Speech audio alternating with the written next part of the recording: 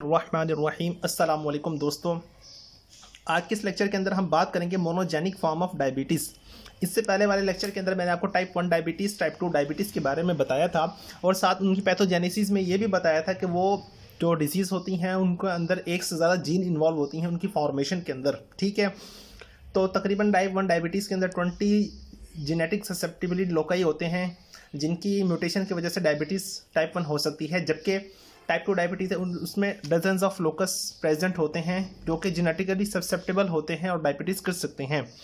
जबकि आज के इस लेक्चर के अंदर मैं बताऊंगा कि सिर्फ एक वो डायबिटीज़ की वो फॉर्म जो सिर्फ एक जेनेटिक म्यूटेशन की वजह से हो सकती है। ठीक है, तो उसको हम कहते हैं मोनोजेनिक डायबिटीज़। अब इसमें होता है ये कि लॉस ऑफ फंक्शन म्यूटेशन हो जाती है सिंगल जीन के अंदर। अब ये जीन जो है किस चीज़ को इनकोड करती है? जीन जो है वो इंसुलिन को भी इनकोड कर सकती है, या इंसुलिन के ज़रिए जो डाउन रेगुलेशन से पाथवे जाता है जिसके ज़रिए इंसुलिन की अपना फंक्शन परफॉर्म करता है, जिस पाथवे के ज़रिए उसके अंदर कोई किसी प्रोटीन को भी इनकोड कर सकती है। ठीक है, अच्छा, और पेरिफेरल टिश्यूज़ के ऊपर जो इंसुलिन रिसेप्टर्स होते हैं उनको भी इनकोड कर सकती हैं। ठीक है, तो loss of function mutation single gene जो कि इनकोड कर सकते हैं, बीटा सेल फंक्शन को भी इनकोड कर सकती हैं। ठीक है, और इंसुलिन रिसेप्टर के अंदर भी डिफेक्ट आ सकता है। ठीक है, होता ये कि जो मोनोजेनिक डायबिटीज़ है दो टाइप के अंदर क्लासीफाई कर सकते हैं, कॉन्जेनिटली अर्ली ऑनसेट डायबिटीज़ और दूसरी है maturity onset diabetes of young. ठीक है, अच्छा, तो जो कॉन्जेनिटली अर्ली ऑनसेट डायबिटीज़ है ये तो कंजेनिटल कंडीशन है, यानी बर्थ से पहले ही बच्चे के अंदर डायबिटीज़ डेवलप हो सकती है, बर्थ से पहले भी और बर्थ के बाद भी न्यूनेटल पीरियड के अंदर जो है डायबिटीज़ डेवलप हो सकती है। ठीक है, जबकि मेच्योरिटी ऑनसेट डायबिटीज़ है ये डेवलप करती है न्यूनेटल पीरियड के बाद और तकरीबन 25 साल की उम्र से पहले डेवलप कर सकती है। अच्छा, अब जो इनकॉन्जेनिटल डायबिटीज़ है उसके अंदर क्या होता है कि म्यूटेशन होती है इंसुलिन जीन की। खुद इंसुलिन जीन जो है वो डिफेक्टिव हो सकती है, जिसकी वजह से डिफेक्टिव इंसुलिन बनेगी और डिफेक्टिव इंसुलिन सही तरह अपना फंक्शन परफॉर्म नहीं कर पाएगी और ग्लूकोज के लेवल को कंट्रोल नहीं कर पाएगी।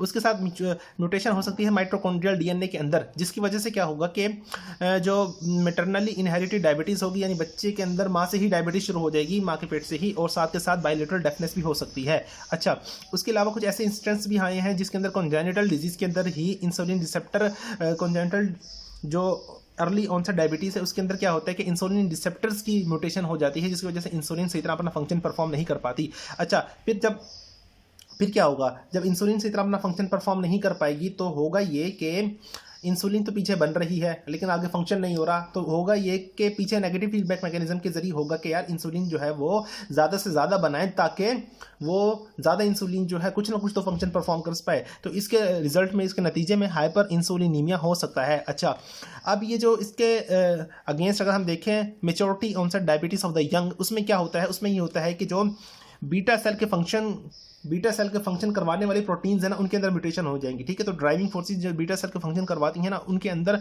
म्यूटेशन हो जाएगी। अब मेजॉरिटी ऑनसेट डायबिटीज मेलाइटिस जो है वो टाइप 2 डायबिटीज़ के साथ उसके जो क्लिनिकल फीचर्स हैं ना वो रिजेंबल करते हैं। तो कभी कभार या मोस्टली ऐसा होता है कि हम अगर इनका पेशेंट भी हो ना, MODY का पेशेंट भी हो, तो उसको as a type 2 diabetes treat और डायग्नोस कर लिया जाता है। ठीक है, अच्छा, उसके बाद जो है कुछ अदर फॉर्म्स हैं डायबिटीज़ की।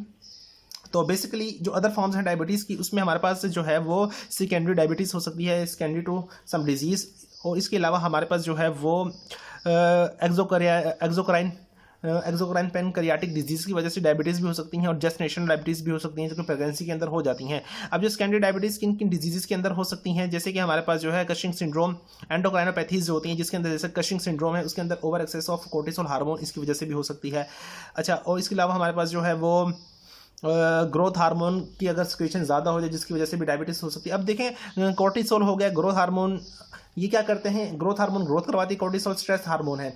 अब स्ट्रेस की कंडीशन हो या ग्रोथ की कंडीशन हो, हमें ज़्यादा एनर्जी रिक्वायर्ड होती है, तो इस कंडीशन के अंदर हमें इंसुलिन ज़्यादा बनती है। जब ज़्यादा इंसुलिन बनती है, मतलब ज़्यादा एनर्जी रिक्वायर्ड होती है ना, एनर्जी के लिए हमारे पास क्या होता है? ग्लूकोज जो है। अब ये जो कशिंग सिंड्रोम के अंदर कोर्टिसोल हार्मोन और ग्रोथ हार्मोन जो है दोनों ग्लूकोज के लेवल को ब्लड में ज़्यादा करती हैं, जिसकी वजह से ज़्यादा ग्लूकोज होगा तो ज़्यादा एनर्जी ब्रेन को जाएगी, और जब एनर्जी ज़्यादा जाएगी तो उन स्ट्रक्चर्स को जिनकी ग्रोथ ज़्यादा होती है उनको भी ज़्यादा एनर्जी मिलेगी। ठीक है, तो ऐसी एंडोक्राइनोपैथी जो क्रशिंग सिंड्रोम या ग्रोथ हार्मोन करवा सकती हैं, तो वो हाइपरग्लाइसीमिया कर सकती हैं और डायबिटीज़ का चांस इंक्रीज कर सकती हैं। ठीक है, इसके अलावा हमारे पास जो मैंने बताया था 2 टाइप्स की होती हैं, तो जो यहाँ पर हम डिस्कस करेंगे वो एक पैनक्रियाटोजेनिक डायबिटीज़ को डिस्कस करेंगे, दूसरा हम जेस्टेशनल डायबिटीज़ को डिस्कस करेंगे। पहला हमारे पास जो है जेस्टेशनल डायबिटीज़ जो है तकरीबन यूएसए के अंदर 5% प्रेगनेंसीज ऐसी होती हैं जिनके अंदर हाइपरग्लाइसीमिया हो जाता है और उनको हम कहते हैं डायबिटीजेनिक प्रेगनेंसीज। ठीक है, अब होता ये कि जो यू ग्लाइसेमिक प्रेगनेंसीज होती हैं उनके अंदर भी जेस्टेशनल डायबिटीज़ हो सकती है। ठीक है, यानी प्रेगनेंसीज 5% ऐसी प्रेगनेंसीज होती हैं जिनके अंदर हाइपरग्लाइसीमिया हो सकता है। अब होता ये है कि जो प्रेगनेंसी बेसिकली ये स्ट्रेस रिलेटेड कंडीशन है जिसके अंदर जो है वो मदर के अंदर एक स्ट्रेसफुल कंडीशन होती है जिसमें ज़्यादा ग्लूकोज रिक्वायरमेंट होती है, क्योंकि बच्चे ने डेवलप करना होता है। डेवलप करने के लिए एनर्जी चाहिए, एनर्जी कहाँ से आती है? ग्लूकोज से आती है। तो मदर जो है उसके ब्लड के अंदर नॉर्मली ज़्यादा ग्लूकोज प्रेजेंट होता है। अब जब ज़्यादा ग्लूकोज होगा तो उससे क्या होगा कि ना कुछ हार्मोन जो होते हैं ना, हार्मोन उसका डिसबैलेंस होगा। जब हार्मोन का डिसबैलेंस होगा तो उसमें ये होता है कि इंसुलिन की रेजिस्टेंस डेवलप हो जाती है। इंसुलिन में ज़्यादा मतलब हार्मोन ज़्यादा अमाउंट में मौजूद होंगे ब्लड के अंदर, और ऐसे मेटाबॉलिक कंडीशन है जिसके अंदर जो है इंसुलिन की रेजिस्टेंस हो सकती है। ठीक है, अच्छा, तो जब इंसुलिन की रेजिस्टेंस होगी तो मदर के अंदर डायबिटीज़ का जो है रिस्क फैक्टर वो ज़्यादा हो जाता है। अच्छा, अब होता ये है कि जो जेस्टेशनल डायबिटीज़ हैं, अगर वो जेस्टेशनल डायबिटीज़ अगर पहले 2-3 महीने के अंदर जब ऑर्गेनोजेनेसिस होती है उस केस के अंदर डायबिटीज़ डेवलप हो जाए या हाइपरग्लाइसीमिया ज़्यादा हो और उसको कंट्रोल ना किया जाए तो फिर हमारे पास जो है वो कंजेंटल मालफॉर्मेशंस हो सकते हैं या स्टिल बर्थ का चांस इंक्रीज कर सकता है। अच्छा, अगर ऐसा हो कि पहले 2-3 महीने में टाइटली कंट्रोल कर दिया जाए डायबिटीज़ को, लेकिन आखिरी जो ट्राइमेस्टर होता है, आखिरी 3 महीने होते हैं, उसके अंदर डायबिटीज़ को कंट्रोल ना किया जाए, उसके अंदर हाइपरग्लाइसीमिया हो जाए तो फिर हमारे पास ओवर ग्रोथ, बच्चे की जो ओवर ग्रोथ है उसका चांस ज़्यादा हो सकता है। अब इसकी रीज़न क्या है? क्योंकि जो इंसुलिन है वो जो हाइपरग्लाइसीमिया है, ठीक है, जो हाइपरग्लाइसीमिया है वो अपना फंक्शन किस तरह परफॉर्म करता है? एक तो अपना जो फंक्शन परफॉर्म करता है वो इंसुलिन लाइक ग्रोथ फैक्टर के जरिए भी अपना फंक्शन परफॉर्म करता है, जो इंसुलिन लाइक ग्रोथ फैक्टर होता है। अब इंसुलिन लाइक ग्रोथ फैक्टर क्या होता है? एक होता तो ग्रोथ फैक्टर है लेकिन वो इंसुलिन की तरह होता है, क्योंकि जब हाइपरग्लाइसीमिया होता है इंसुलिन भी रिलीज होती है और इंसुलिन लाइक ग्रोथ फैक्टर भी रिलीज होता है। अब इंसुलिन लाइक ग्रोथ फैक्टर जो है वो जब रिलीज होगा तो ये क्या करेगा? ग्रोथ फैक्टर जो बच्चे की ग्रोथ है ना वो हद से ज़्यादा करवा देगा, जिसके नतीजे में फीटल ओवर ग्रोथ हो जाएगी और कंडीशन का नाम है मैक्रोसोमिया। ठीक है, अच्छा,